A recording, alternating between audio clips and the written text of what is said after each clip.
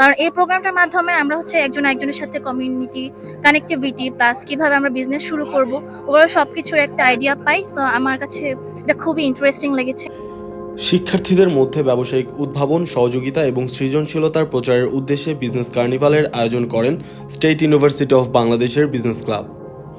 গত 7 থেকে 10 ডিসেম্বর দক্ষিণ পূর্বাঞ্চলে বিশ্ববিদ্যালয়টির স্থায়ী ক্যাম্পাসে অনুষ্ঠানটির আয়োজন করা হয়। 3 দিন ব্যাপী বিজনেস কার্নিভাল অনুষ্ঠানের মিডিয়া পার্টনার হিসেবে ছিল ঢাকা ট্রিবিউন। আমাদের স্টুডেন্টস এবং আমাদের ফ্যাকাল্টি মেম্বার্স সবার অক্লান্ত পরিশ্রমে আজকে সফলভাবে সমাপ্তি হতে যাচ্ছে। যদি কোনোদিন তুমি দুহাত দিয়ে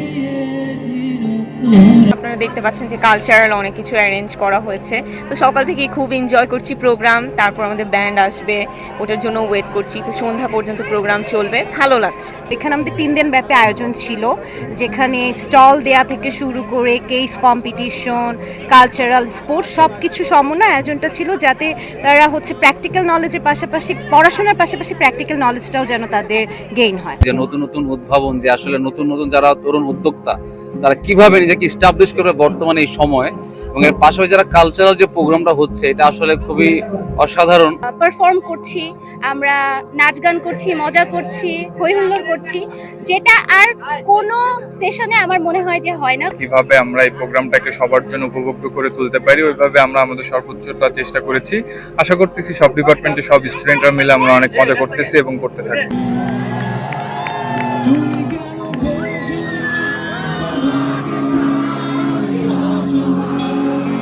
আমরা সবাই অনেক বেশি এক্সাইটেড থাকি এই প্রোগ্রামটার জন্য, কারণ এই প্রোগ্রামটার মাধ্যমে আমরা হচ্ছে একজন একজনের সাথে কমিউনিটি কানেক্টিভিটি প্লাস কিভাবে আমরা বিজনেস শুরু করব ওভারঅল সবকিছুর একটা আইডিয়া পাই। সো আমার কাছে এটা খুবই ইন্টারেস্টিং লেগেছে।